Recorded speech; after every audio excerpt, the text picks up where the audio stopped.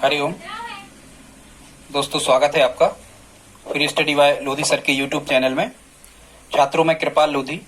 छात्रों, आज हम आपको लेकर के आए हैं एमपी बोर्ड या कहें सीबीएसई बोर्ड में क्लास 10 मैथ्स विषय में प्रश्नावली 2.2। स्टूडेंट्स, इसके पहले हम एक अध्याय कंप्लीट करवा चुके हैं। एक अध्याय की सभी प्रश्नावली कंप्लीट हो चुकी हैं। आप हमारी प्लेलिस्ट में जाकर के देख सकते हैं। इसके अलावा स्टूडेंट्स, हम कॉम्पिटिटिव एग्जाम की तैयारी भी करवाते हैं। यदि आपके घरों में आपके भैया बहन दोस्त रिश्तेदार कॉम्पिटिटिव एग्जाम की तैयारी करना चाहते हैं तो उन्हें भी इस चैनल को सब्सक्राइब करने की सलाह दें। आप हमारी प्लेलिस्ट में जाकर के देख लें। कई प्रकार के इंपॉर्टेंट वीडियो कॉम्पिटिटिव एग्जाम की भी हमारे चैनल पर उपस्थित हैं। तो ठीक है दोस्तों, बगैर देर किए आइए प्रारंभ करते हैं आज का टॉपिक प्रश्नावली 2.2। दोस्तों, यदि आप हमारे चैनल पर पहली बार विजिट कर रहे हैं तो प्लीज हमारे चैनल को सब्सक्राइब कर लें, साथ में बेल आइकन पर क्लिक कर दें ताकि सबसे पहले नोटिफिकेशन आपको मिलता रहे। तो आइए प्रारंभ करते हैं। यह स्टूडेंट्स कह रहे हैं फर्स्ट क्वेश्चन में, निम्न द्विघात बहुपद की शून्य ज्ञात कीजिए तथा शून्यकों और गुणांकों के बीच संबंध की सत्यता की जांच कीजिए। स्टूडेंट, ठीक है। तो सबसे पहले तो हमें ये देखना है कि ये जो बहुपद दिए हैं ये द्विघात बहुपद हैं। स्टूडेंट्स, यहाँ जो अज्ञात राशियां होती हैं एक्स वाई जेड एबीसीडी, इन पर जितनी भी अधिकतम घात होती है उसे हम बहुपद की घात कहते हैं। और ऐसा बहुपद जिसमें अज्ञात राशि पर अधिकतम 2 की घात होती है उसे हम द्विघात बहुपद या वर्ग समीकरण कहते हैं। ठीक है स्टूडेंट, तो ये जो प्रश्न है ये द्विघात बहुपद है। तो स्टूडेंट्स, इनके शून्यक का मतलब ये होता है कि सबसे पहले तो ये समझो कि इसमें यदि आपसे ये पूछ लिया जाता कि इसमें अज्ञात राशि जो x है इसके अधिकतम कितने मान हो सकते हैं, तो स्टूडेंट्स किसी भी अज्ञात राशि पर किसी बहुपद में जितनी अधिकतम घात होती है वो बहुपद की घात कहलाती है। और जितनी अधिकतम घात होती है उतने ही शून्यक इसके हो सकते हैं। मतलब जैसे यहाँ x पे अधिकतम घात 2 की है, इस बहुपद के अधिकतम कितने शून्यक होंगे? 2 शून्यक होंगे। अब शून्यक क्या कहलाते हैं हमने इसके पिछले वीडियो में आपको बताया था कि x के 2 मान होंगे जो यहाँ रखने पर ये पूरा बहुपद शून्य बन जाएगा। अभी हम आपको आगे बता रहे हैं। तो स्टूडेंट्स, इनके शून्यकों को निकालने के लिए क्या किया जाता है? सबसे पहले इनके गुणनखंड तोड़े जाते हैं। गुणनखंड विधि से हम इनके गुणनखंड तोड़ेंगे और उन गुणनखंडों को 0 के बराबर मान करके 2 शून्य निकाल देंगे। अब गुणनखंड कैसे टूटते हैं देखते हैं। सबसे पहले तो ये जो बहुपद है ये अपने मानक रूप में होना चाहिए। एक प्रश्न है आगे हम आपको बताएंगे जिसमें बहुपद अपने मानक रूप में नहीं है, तो आप कैसे पता लगाएंगे कि कोई भी बहुपद अपने मानक रूप में है या नहीं? तो स्टूडेंट्स, ये घातों के यहाँ पर देखो x पे 2 की घात है, फिर यहाँ x पे 1 की घात है, फिर अचर राशि मतलब x पे 0 की घात है। तो ये कोई भी बहुपद घातों के घटते क्रम में होना चाहिए तो वो अपने मानक रूप में होता है। हालांकि बढ़ते क्रम में भी होता है तो भी वो मानक रूप कहलाता है, पर आपके लिए जितने भी गणित आप पढ़ोगे जहां तक भी वहां आपको ये घटते क्रम में मिलेंगे। x पे 2 की घात 1 की फिर अचर, मतलब ये घटते क्रम में है, मतलब बहुपद अपने मानक रूप में है। अब हम इसके गुणनखंड तोड़ करके और शून्यक फाइंड करेंगे। तो आइए देखते हैं गुणनखंड कैसे हम तोड़ते हैं। स्टूडेंट, सबसे पहले यहाँ का जो गुणांक होता है, जैसे यहाँ कुछ नहीं है एक्स स्क्वायर में, तो इसका गुणांक कितना होगा? 1। 1 तो होता ही है, इसका कोई नहीं, उसके भगवान हो गणित में जिसका कोई नहीं होता उसका 1 का गुणा यहाँ है। इस 1 का गुणा करके देखते हैं हम कितने में? 8 में। तो हमें कितना मिलता है? 8। वो हमें कहीं लिख लेना है स्टूडेंट्स। अब हमें क्या करना है, इस मध्य पद को ऐसे तोड़ना है। मध्य पद को क्रिया विधि आप चाहें तो लिख सकते हैं, 1 हम लिख रहे हैं बाकी हम नहीं लिखेंगे। मध्य पद को 2 भागों में बांटने पर जब आप स्टूडेंट्स यहाँ मध्य पद को 2 भागों में बांटोगे तो मध्य पद कितना लिखा है? ऋण 2x। स्टूडेंट्स, इस ऋण 2 को हमें ऐसे तोड़ना है कि इसके गुणांकों का गुणा करें तो 8 आए और जोड़ें या घटाए तो कितना आ जाए? ऋण 2 आ जाए। ठीक है स्टूडेंट, तो इसको हम लिखेंगे ये एक्स स्क्वायर ज्यों के त्यों। ऋण 2 को हम कितना लिख सकते हैं स्टूडेंट्स? इसको हम लिख सकते हैं ऋण के 4x और धन के 2x। अब आप देखो, ऋण के 4x धन के 2x, ये 1 का हमने मैं चिन्ह में कर लिया करे, आप ऋण 8 में करोगे तो ऋण 8 आएगा। मतलब 1 का जब ऋण 8 में गुणा करोगे तो ऋण 8 और ऋण 2 धन 4, ऋण 4 धन 2 असमान चिन्ह के कैसे होते हैं? घटते हैं। ऋण 4 में से 2 घटेंगे तो ऋण के कितने बचेंगे? 2 बचेंगे। ठीक है, तो देखो मध्य पद मतलब ऋण 2x को हमें ऐसे हमने तोड़ लिया 2 पदों में कि हम जोड़ रहे या घटा रहे तो ऋण 2 आ रहा और गुणा कर रहे तो ऋण 8 आ रहा। देखो ऋण 4 धन 2 असमान चिन्ह घटते हैं, 4 में से 2 गए 2 बचेंगे और 2 काय के बचना चाहिए? ऋण के, इसीलिए हमने बड़ी संख्या ऋण की ले ली। और ऋण 4 का जब धन 2 में गुणा करोगे तो ऋण 8 आएगा। ठीक है स्टूडेंट, तो ये मध्य पद को 2 भागों में तोड़ना ये कहलाता है और ये ऋण 8 ज्यों के त्यों चलेंगे। अब स्टूडेंट्स ये यहाँ कितने पद थे, 1 2 3, 3 पद से हमने कितने बना लिए, 1 2 3 4। अब यहाँ 2 2 में से उभयनिष्ठ लेते हैं, कॉमन जिसको हम कहते हैं। यहाँ चाहो तो आप लिख सकते हो 2 2 में से उभयनिष्ठ लेने पर, मतलब ये कहलाता है कॉमन। 2 2 में से उभयनिष्ठ लेने पर, एक में हम लिख रहे हैं, फिर हम डायरेक्ट हल करेंगे स्टूडेंट। तो जब आप यहाँ 2 2 में से उभयनिष्ठ लोगे तो देखो x यहाँ भी और x यहाँ भी है, तो यहाँ से x कॉमन आ जाएगा।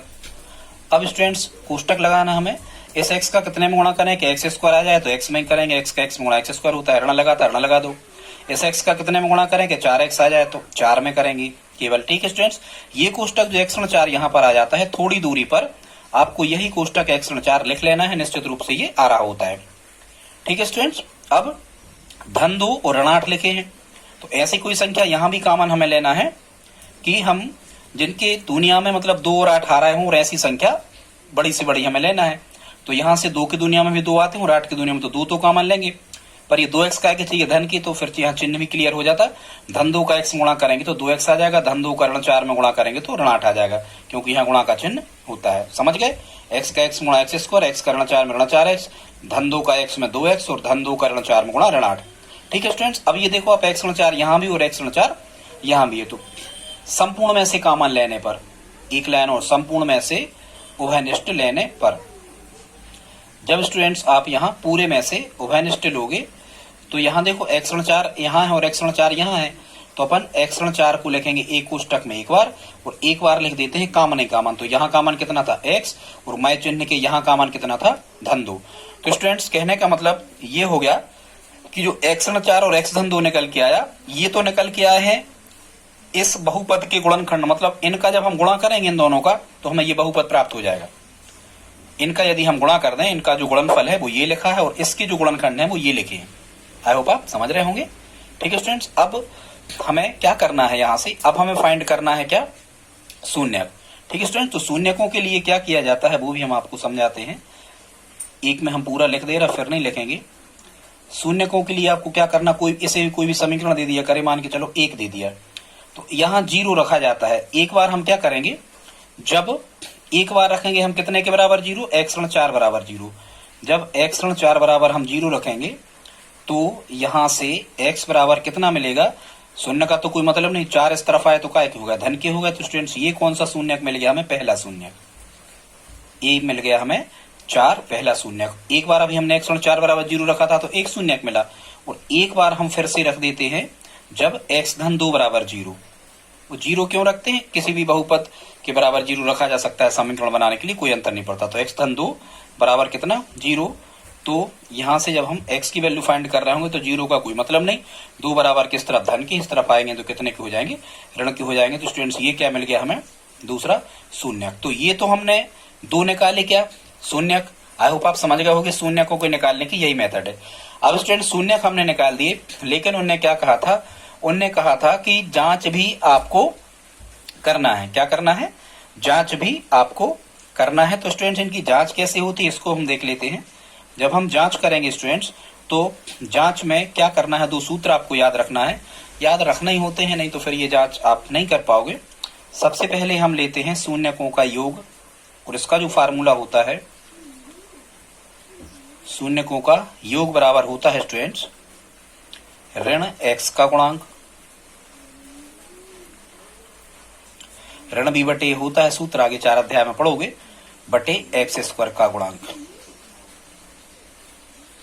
ठीक है, तो अब शून्य कितने हैं आपके पास में, शून्य पहला शून्यक है 1 है 4 और 1 है ऋण 2। तो यहाँ शून्यकों का जब आप योग लिखोगे, शून्यकों का योग, तो कितना हो जाएगा, एक शून्यक था 4, देखो ये पहला शून्यक 4 और 1 था ऋण 2, तो धन ऋण 2 इस टाइप से, बराबर ऋण x का गुणांक। अब यहाँ देखो ऋण तो इस सूत्र में लगा ही है, x का गुणांक कितना है, x का गुणांक यहाँ से देखा जाता है स्टूडेंट क्वेश्चन से, x में कितने का गुणा है, ऋण 2 का, मैं चिन्ह की, तो इसका मतलब x का गुणांक होगा ऋण 2। तो ये ऋण तो ये पहले ही से लगा और x का खुद गुणांक है ऋण 2, तुमने ऋण 2 लिख दिया, बटे x स्क्वायर का गुणांक। x स्क्वायर में किस अंक का गुणा है, 1 का, तो यहाँ हम कितना लिख देंगे 1। इसके बाद से स्टूडेंट्स यहाँ देखना, वहां जगह कम हो रही है, तो देखो कोष्टकों के बाहर गुणा होता है और असमान चिन्हों का गुणा ऋण होता है, यहाँ धन है, यहाँ ऋण, असमान चिन्हों का गुणा क्या होता है स्टूडेंट्स, ऋण होता है। तो यहाँ हमें कितना मिल जाएगा 4 और धन का ऋण में गुणा ऋण 2 बराबर यहाँ समान चिन्हों का गुणा धन हो जाएगा, ऋण का ऋण में गुणा ये हो जाएंगे 2 धन के बटे 1, 4 में से 2 गए कितने बचे 2 बराबर 2। दोनों पक्ष कैसे आ गए, बराबर आ गए। LHS बराबर RHS, लेफ्ट हैंड साइड बराबर राइट हैंड साइड। तो ये स्टूडेंट्स एक जांच हो गई। अभी हमने क्या किया है, शून्यकों का योग किया है तो दोनों पक्ष बराबर आ गए, मतलब जांच हो गई, ये सही हमारे आंसर। और एक बार हम लगाते हैं यहाँ शून्यकों के गुणा का फार्मूला, शून्यकों का गुणा। तो स्टूडेंट शून्यकों का जो गुणा होता है इसका फार्मूला होता है C बटे A माने अचर राशि, इसका फार्मूला होता है अचर राशि बटे x स्क्वायर का गुणांक। ये फार्मूला आपको याद रखना ही होंगे, नहीं तो आपके सभी प्रश्न गलत हो जाएंगे, जांच नहीं कर पाओगे। तो देखो शून्यकों का गुणा, अब इन शून्यकों का हम गुणा करेंगे जो निकल के आए थे। कितने कितने निकल के आए कि एक 4 निकल के आया था और एक कितना निकल के आया था ऋण 2। तो यहाँ हम लिखेंगे 4 गुणा ऋण 2, ये शून्यकों का गुणा हो गया बराबर अचर राशि। अब अचर राशि कहाँ की देखते हैं हम स्टूडेंट्स, अचर राशि देखते हैं बहुपद की। ठीक है स्टूडेंट्स, तो यहाँ पर जो अचर राशि थी उसका मान कितना था, अचर राशि का मान था यहाँ पर कितना 8। ठीक है स्टूडेंट्स, तो यहाँ पर हम कितना रख रहे होंगे 8। ठीक है, ये सॉरी अचर राशि कितनी थी ऋण 8, तो यहाँ हम रखेंगे ऋण 8 बटे x स्क्वायर का गुणांक। तो x स्क्वायर का गुणांक कितना है 1, तो यहाँ पर हम 1 रखेंगे। 4 का ऋण 2 में गुणा करेंगे तो यहाँ मैं चिन्ह के रख दिया करे अचर राशि, 4 का ऋण 2 में गुणा करेंगे तो कितना आ जाएगा ऋण 8 बराबर बटे 1 तो होता ही, यहाँ भी कितना आ जाएगा ऋण 8। दोनों पक्ष बराबर आ गए तो यहाँ भी क्या आ गया LHS बराबर RHS। स्टूडेंट तो ये क्या कहलाती है, ये कहलाती है शून्यकों की जांच। इस प्रकार से शून्यकों की जांच की जाती है। ठीक है स्टूडेंट्स, आई होप आप समझ गए होंगे। अब हम आगे देखते हैं प्रश्न नंबर 2। तो दूसरा, ठीक है स्टूडेंट्स, अगला क्वेश्चन देखते हैं। इसमें कह रहे हैं 4s स्क्वायर ऋण 4s धन 1। तो इसको जैसा हमने आपको गुणनखंड तोड़ना बताया था कि इनके गुणनखंड कैसे तोड़े जाते हैं, इस s स्क्वायर की गुणांक का लास्ट में करते हैं हम गुणा। सबसे पहले ये देखो क्या मानक रूप में लिखे हैं, बिल्कुल लिखे हैं, इस पे 2 की 1 की अचर, ये मानक रूप में है। इस 4 का 1 में गुणा करेंगे तो यहाँ पर हमें कितना मिल जाएगा स्टूडेंट्स, यहाँ पर हमें मिल जाएगा 4।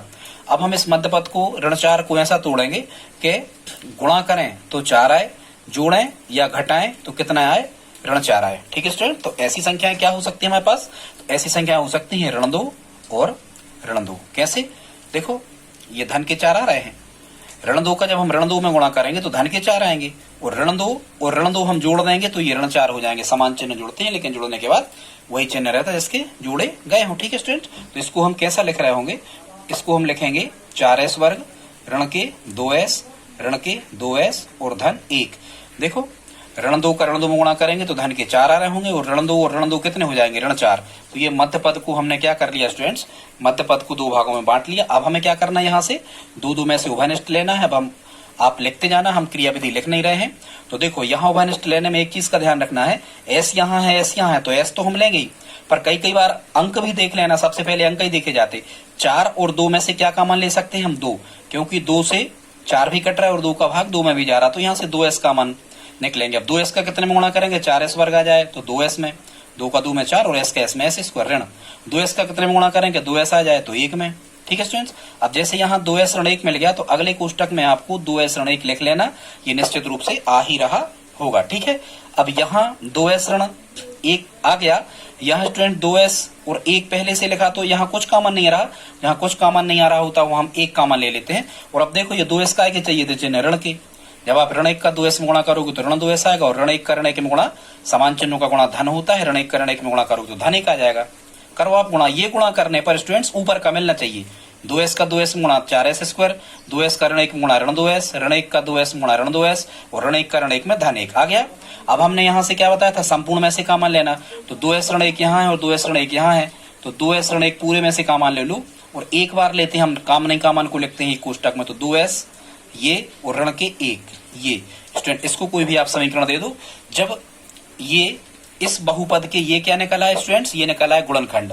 अब जब गुणनखंड निकल आते हैं तो शून्यकों के लिए हमें एक बार इनको 0 के बराबर मानना होता है। जब 2s ऋण 1 बराबर हम 0 रखेंगे तो यहाँ 2s बराबर धन का 1 आ जाएगा और s बराबर कितना आ जाएगा 1/2। तो ये क्या आ गया स्टूडेंट्स, ये आ गया हमारा पहला शून्यक। कितना मिला पहला शून्य 1/2। अब इस 2s ऋण 1 के बराबर हम 0 रखेंगे, तो अब चूंकि यहाँ ये ऐसे गुणनखंड टूट रहे तो ये बिल्कुल 1 से ही थे, तो यहाँ जो दूसरा जब हम फिर से इस 2s ऋण 1 बराबर 0 रखेंगे तो वही आ जाएगा। तो ये दूसरा शून्यक भी कितना होगा स्टूडेंट, दूसरा शून्यक भी होगा कितना 1/2। तो ये 1/2 इसके क्या निकला है शून्यक। यदि एग्जामिनर ने अपन से ये कहा होता कि इसके शून्यक क्या है तो 1/2 मतलब यहाँ s की जगह हम 1/2 रख दें, यहाँ s की जगह 1/2 रख दें, तो ये पूरा हल करेंगे तो 0 बन जाएगा, शून्य बन जाएगा, मतलब ये शून्यक निकला है। अब क्या करना है स्टूडेंट्स, अब हमें करना है इसकी क्या जांच। ठीक है, चूंकि आप नीचे करना कॉपी में यहाँ, लेकिन हम जांच आपको यहाँ करके बताते हैं। तो जब आप यहाँ जांच कर रहे होगे तो जांच का सबसे पहले तो एक योग का सूत्र होता है, और वो फार्मूला क्या होता है, वो फार्मूला है शून्यकों का योग बराबर होता है। अब जैसे यहाँ पहले प्रश्न में क्या था x थे, यहाँ क्या है s, हालांकि फार्मूला होता है ऋण b/a। अब ऋण b ये मान कहलाता है a का, ये कहलाता है b का, और ये कहलाता है c का। तो ऋण b/a मतलब ऋण तो यहाँ रहना ही है, ठीक है, और b की जगह यहाँ क्या है s, तो हम यहाँ लिखेंगे ऋण s का गुणांक फार्मूला और बटे नीचे तो s² का ही गुणांक आता है। ठीक है, ऋण b/a करो चाहे गुणा c/a करो, नीचे s² का गुणांक ही आता है। अब हम यहाँ क्या कर देंगे, मान रखेंगे। तो शून्य कितने आए हमारे 1/2 और 1/2, तो शून्यकों का हम योग करेंगे तो यहाँ 1/2 रखेंगे, जोड़ना है, योग मतलब धन, वो बराबर ऋण s का गुणांक। ठीक है, तो ये ऋण तो सूत्र ही में है, और s का गुणांक खुद ऋण 4 है, तो 1 ऋण 4 ऐसा हम यहाँ लिखेंगे, और बटे में s² का गुणांक। तो s² में कितने का गुणा है 4 का, तो s² का गुणांक कितना है यहाँ 4, ये भी आपको पता होना चाहिए। अब 1/2 और 1/2 जोड़ो, 1 और 1 जोड़ोगे तो कितना हो, ये मतलब 1/2 मतलब क्या आधा, आधा और आधा कितना हो गया 1, बराबर यहाँ ऋण करण में गुणा समान चिन्ह गुणा क्या होता धन होता है स्टूडेंट। तो ये 4 धन के हो जाएंगे, और बटे 4 चला ही रहे, 4 से 4 कट जाएंगे तो कितना मिल जाएगा 1, मतलब यहाँ हमें क्या मिल गया, यहाँ हमें मिल गया 1 बराबर 1, LHS बराबर RHS, मतलब 1 जांच हो गई। अब एक बार शून्यकों के योग का सूत्र हमने लगाया, अब काय का लगाएंगे हम एक बार शून्यकों का गुणा, शून्यकों का गुणा। अब शून्यकों का गुणा क्या होता है स्टूडेंट, c/c मतलब ये अचर राशि कहलाती है, c का मान लास्ट का, तो अचर राशि बटे नीचे तो एक सही रहता है, s² का ही गुणांक यहाँ आएगा, ये सूत्र में शुरू के वर्ग वाले पद का ही गुणांक यहाँ पर आता है स्टूडेंट। तो अब शून्यकों को गुणा, शून्य क्या थे 1/2 और 1/2, तो एक बार हम इनका गुणा कर देंगे, 1/2 गुणा 1/2 बराबर अचर राशि कितनी है धन 1 बटे s² का गुणांक कितना है, s² का गुणांक है 4। और स्टूडेंट जब आप यहाँ गुणा करोगे तो गुणा कैसा होता है, ऊपर ऊपर नीचे नीचे, यदि कट नहीं रहे तो यहाँ कट भी नहीं रहे तो 1 1 1 और 2 दूनी 4, तो यहाँ आ जाएगा 1/4 बराबर 1/4, LHS बराबर RHS। यहाँ भी देखो दोनों पक्ष कैसे आ गए, बराबर आ गए। मतलब इस प्रकार से आपको क्या करना स्टूडेंट्स, इस प्रकार से आपको करना है जांच। तो आई होप आप समझ गए होंगे। अगला क्वेश्चन देखते हैं स्टूडेंट्स, तीसरा प्रश्न है, और तीसरा प्रश्न में लिखा है 6x² ऋण 3 ऋण 7x। तो इसको आप देखो ये मानक रूप में नहीं है, इसीलिए हमने मानक रूप की चर्चा आपसे शुरुआत में कर दी थी स्टूडेंट्स। सबसे पहले x पे 2 की घात है, फिर सीधे अचर राशि आ गई, जबकि x पे 1 की घात यहाँ है। मानक रूप का मतलब ये होता है कि घातों के ये घटते क्रम में होना चाहिए। तो सबसे पहले हम मानक रूप में इसको ऐसा लिखेंगे इसको 6x² ऋण 7x, यहाँ वहां नहीं कर रहा बराबर की इस तरफ उस तरफ, इसलिए चिन्ह वही रहेंगे 6x² ऋण 7x और ऋण 3, या करके इसको हम ऐसा बिल्कुल लिख सकते। अब ये मानक रूप बन गया, x पे 2 की 1 की अचर। अब हमने कैसा बताया था, अब इसके गुणनखंड हम तोड़ेंगे, 6 का कितने में गुणा करें 3 में, 6 3 कितने हो गए 18। अब मध्यपद को ऐसे तोड़ना है स्टूडेंट्स कि गुणा करें तो 6 का ऋण 3 में मतलब ऋण 18, तो गुणा करें तो ऋण 18 आए, और हम जोड़ें या घटाएं तो ऋण के 7 आए। तो ऐसी दो संख्याएं हमें ढूंढना है, और मध्यपद को तोड़ के हम क्या कर लेंगे गुणनखंड। तो स्टूडेंट्स हम बता रहे हैं वो संख्या क्या होंगी, मध्यपद मतलब कहलाता है ऋण 7x को तोड़ना है, तो 6x², इसको हम लिख सकते हैं ऋण के 9x और धन के 2x। देखो कैसे, ऋण 7 को हमने 2 भागों में तोड़ दिया, ऋण 9 और धन 2। ऋण 9 का धन 2 में गुणा करोगे तो ऋण 18 आएगा, और ये ऋण 9 और धन 2 असमान चिन्ह घटते हैं, 9 में से 2 घटेंगे 7, और 7 काय के चाहिए हमें ऋण की, इसलिए बड़ी संख्या ऋण की ले ली। ऋण की 7, मतलब ये ऋण 7x ही लिखे हैं, समझ गए आप, समझ गए होंगे। ठीक है, तो मध्य पद को 2 भागों में बांट दिया, ऋण 3, ये ज्यों की त्यों चलेंगे। फिर यहाँ क्या करते थे हम, 2 में से उभयनिष्ठ लेते थे यहाँ, लेकिन अंक शुरू में यदि स्टूडेंट गुणांक मिलता है कुछ तो अंक भी काम आते हैं, ये भी हमें देखना होता है। ऐसी कोई संख्या बड़ी से बड़ी कि 6 में भी भाग लग जाए और 9 में भी, इनका HCF 3 होगा। तो 3 ऐसी बड़ी से बड़ी संख्या है, 6 भी कटते हैं 3 से और 9 भी कटते, तो 3 भी काम आएगी। x भी दोनों जगह दिख रहा है तो x भी आएगा, कोष्टक लगाएंगे। 3x का कितने में गुणा करेंगे, 6x वर्ग आए तो 2x, 3 दूनी 6 और x का x में x वर्ग, ऋण 3x का कितने में गुणा करें, 9x आए तो ऋण 3, ये करो 3x का ऋण 3 में ऋण 9। अब स्टूडेंट्स इस कोष्टक में जो आता है, जैसे यहाँ आ गया 2x ऋण 3, तो अगले में थोड़ी दूरी पर आप जे का जे लिख लिया करें, बिल्कुल 100% वही आना होता है। लेकिन यहाँ हम देख रहे हैं, अब यहाँ से हमें कॉमन लेना, यहाँ 2x ऋण 3 पहले ही से मिल रहा है तो यहाँ हम 1 कॉमन लेंगे। ठीक है, 1 का गुणा 2x में करो 2x, 1 का गुणा 3 में करो 3, लेकिन चिन्ह की समस्या है अभी, तो ये 2x काय के चाहिए, धन की, तो धन 1 का जब हम 2x में गुणा करेंगे तो धन के 2x आ जाएंगे, धन 1 का ऋण 3 में गुणा करेंगे तो ऋण 3 आ जाएगा। ठीक है, तो अब यहाँ हम संपूर्ण में से कॉमन लेते हैं, तो देखो 2x ऋण 3 यहाँ भी है, 2x ऋण 3 यहाँ भी है, तो यहाँ आ जाएगा 2x ऋण 3 एक कोष्टक में, और एक कोष्टक में हम कॉमन लिखते, तो एक कॉमन यहाँ कितने थे 3x, और यहाँ कितने थे धन, इसको दे दिया हमने कोई भी समीकरण। ठीक है स्टूडेंट, तो ये क्या निकल के आ गए, ये निकल के आ गया 2x ऋण 3 और 3x धन 1, इसकी क्या गुणनखंड, मतलब जब हम इनका गुणा करेंगे तो ये हमें मिल जाएगा। अब हमें क्या निकालना है, शून्यक, तो शून्यकों के लिए हम क्या करते हैं, एक बार इसके बराबर 0 रखते तो एक शून्यक मिलता, एक बार इसके बराबर 0 रखते तो दूसरा शून्यक मिलता। एक बार हम 2x ऋण 3 बराबर 0 रखेंगे, 2x ऋण 3 बराबर 0, तो यहाँ से 2x बराबर कितना आ जाएगा, इस तरफ 3 धन के हो जाएंगे, x बराबर कितना मिल जाएगा, 3 ज्यों के त्यों 2 बटे में आ जाएंगे, तो x का मान कितना मिला, 3/2, तो ये हमें मिल गया स्टूडेंट्स क्या, पहला शून्य। ठीक है, और एक बार हम किसके बराबर 0 रखेंगे, एक बार हम 0 रखेंगे 3x धन 1 के बराबर, तो उसको भी हम रख देते हैं, जब 3x धन 1 बराबर 0, 3x धन 1 बराबर 0, तो यहाँ 3x, इसके बाद स्टूडेंट्स यहाँ देखें 3x बराबर कितना आएगा, 0 का कोई मतलब नहीं, 1 इस तरफ आएगा तो ऋण का हो जाएगा, तो x बराबर कितना मिलेगा, ऋण 1, और ये गुणा में थे तो काय में आ जाएंगे, बटे में, भाग में, तो ये x का मान कितना मिल गया, ऋण 1/3, और 1 मिल गया 3/2, तो ये कौन सा शून्यक हो गया स्टूडेंट्स, ये निकल के आ गया हमारा कौन सा, दूसरा शून्यक। अब हमें क्या करना है, अब हमें करना है स्टूडेंट्स क्या, जांच। ठीक है, शून्यक आ गया हमारे 3/2 और ऋण 1/3, 3/2 और कितने आ गए, 3/2 और ऋण 1/3 और ऋण 1/3, ये क्या होगा स्टूडेंट्स, ये शून्यक हो गए। ठीक है, अब हमें क्या करना है, इनकी जांच करना है, तो जब हम इनकी जांच करेंगे तो वही पहले एक बार हम क्या लेते हैं, शून्यकों का योग, तो शून्यकों का योग कितना होता है, ऋण b/a, मतलब ऋण x का गुणांक बटे x स्क्वायर का गुणांक। समय लग रहा है स्टूडेंट्स, ये सूत्र हम बार बार अब नहीं लिखेंगे, तो शून्यकों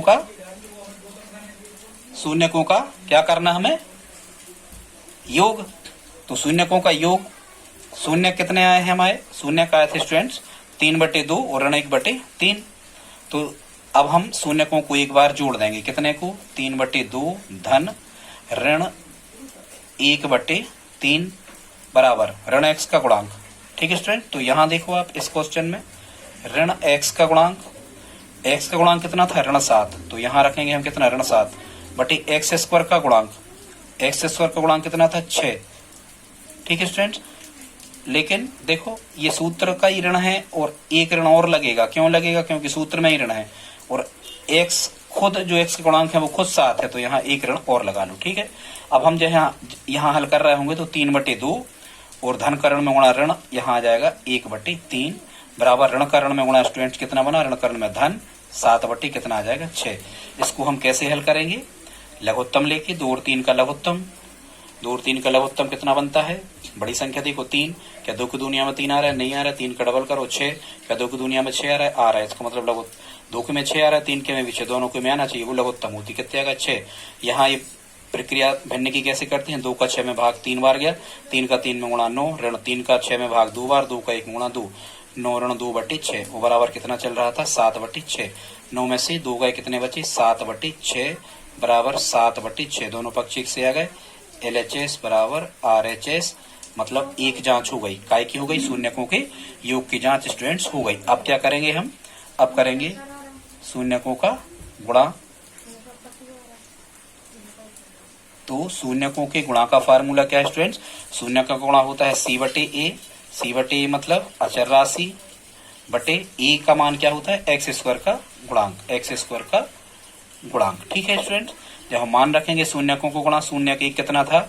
एक था 3/2 गुणा एक था ऋण 1/3 बराबर अचर राशि, अचर राशि कितनी थी इसमें? अचर मतलब जिसके साथ एक्स वगैरह नहीं लगे, अचर राशि कितनी थी यहाँ पर? 3 ऋण 3 और बटे में एक्स स्क्वायर का गुणांक, एक्स स्क्वायर गुणांक कितना था? 6। देखो यहाँ गुणा में कट गए, 3 से 3 कट गए, कितना बचा? ऋण 1/2, यहाँ भी 3 एकम 3, 3 दूनी 6, यहाँ भी कितना आ गया? ऋण 1/2।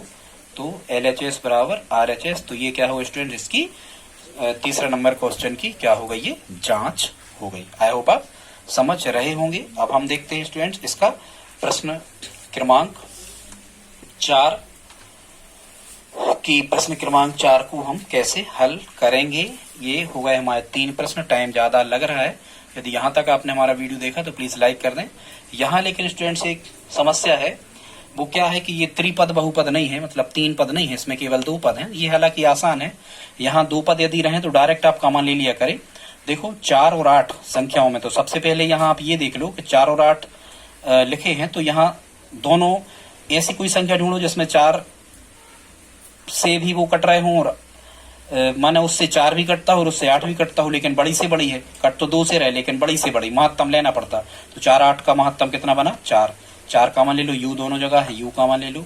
अब कोष्टक लगा लो, 4 यू का कितने में गुणा करें? 4 यू वर्ग आए तो केवल यू में, यू का यू में यू वर्ग, धन 4 यू का कितने में गुणा करें? 8 यू आए तो केवल कितने में? 2 में। बस ये हो गए, गुणनखंड टूट गए, इसको दे दो समीकरण ए। अब यहाँ से आपको चूंकि यू पे अधिकतम 2 की घात थी तो 2 शून्यक मिलेंगे, तो आप क्या करोगे? जब एक बार 4 यू बराबर कितना रखोगे? 0। जब 4 यू बराबर आप 0 रखोगे तो यू बराबर कितना आ जाएगा? 0/4। वो 0/4 मतलब ऊपर 0 है, नीचे कोई भी संख्या रहे उसका मान कितना होता है? 0 ही होता है स्टूडेंट। तो ये क्या आ गया? ये हमारा फर्स्ट शून्यक आ गया। ठीक है, तो एक बार 4 यू बराबर हमने 0 रखा था और एक बार हमें कितने बराबर रखना है? यू धन 2 बराबर। जब यू धन 2 बराबर कितना? 0 रखोगे तो u बराबर 0 का कोई मतलब नहीं, 2 इस तरफ आए का एक हो गए, ऋण के हो गए तो 1 आ जाएगा ऋण 2। ये हमारा कौन सा शून्यक होगा? दूसरा शून्यक। तो ये तो क्या निकला है स्टूडेंट? शून्यक निकला है। अब हमें क्या करना है? अब हमें करना है इनकी क्या? जांच। तो जब आप जांच करोगे तो एक बार क्या करोगे? शून्यकों का, पूरा नहीं लिख रहे हम, एक बार करोगे शून्यकों का योग। शून्यकों के योग का फार्मूला क्या होता है स्टूडेंट? शून्यकों के योग का फार्मूला होता है ऋण v बटे ए, माने ऋण x बटे एक्स स्क्वायर का गुणांक, ये फार्मूला है।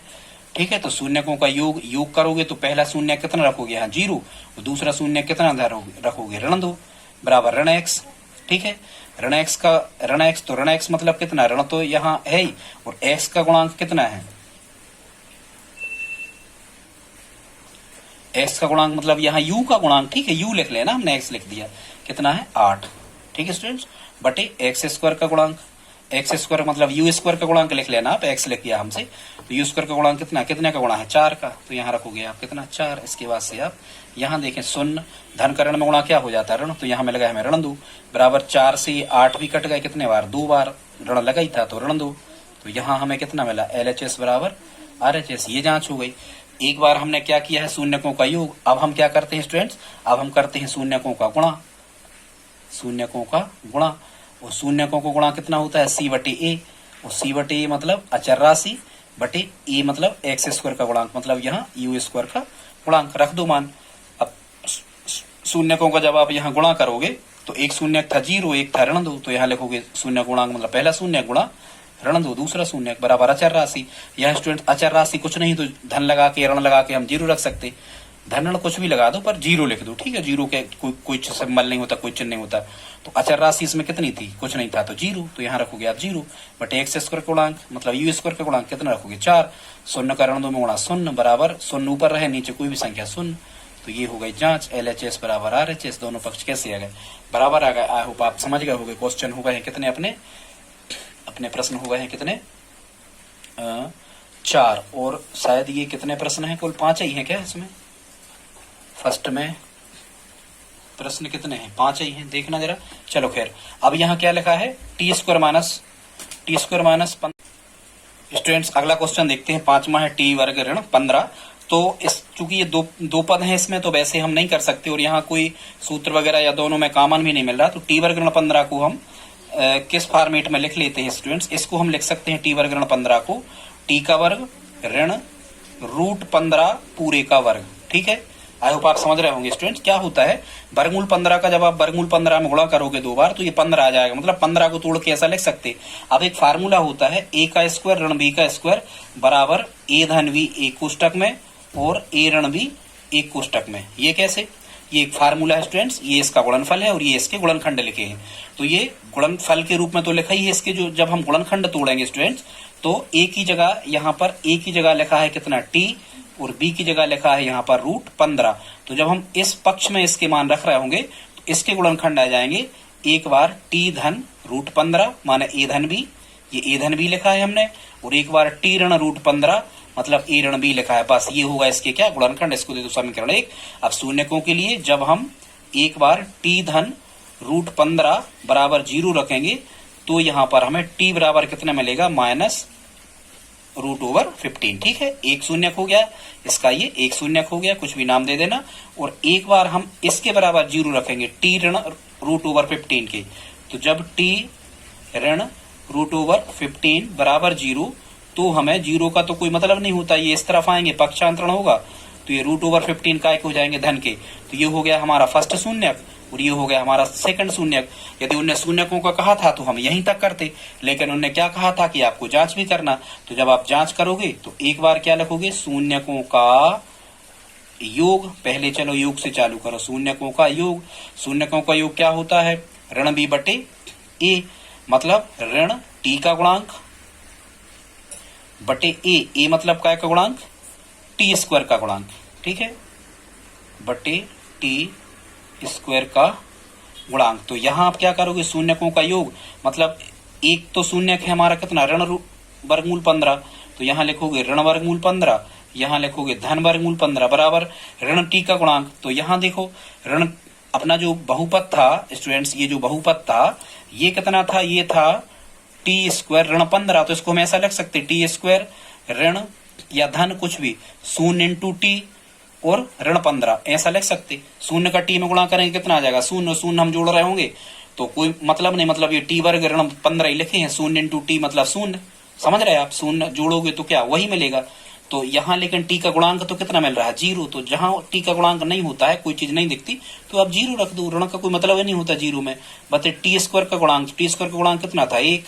और आप ये देखो ऋण 15 धन 15, आसमान चिन्ह घटते हैं माने कटते हैं, ऋण 15 में से ऋण 15 का, तो यह कितना बचा? 0 बराबर 0। तो ये दोनों पक्ष बराबर आ गया, तो ये क्या हो गई? जांच हो गई। तो अभी हमने क्या निकाल दिया? शून्यकों का योग। अब क्या निकालना है? अब अगली जांच हम करेंगे। अब हम निकालेंगे क्या? शून्यकों का गुणा। तो शून्यकों का गुणा क्या होता? c बटे a, और c क्या होती? अचर राशि बटे टी वर्ग का गुणांक।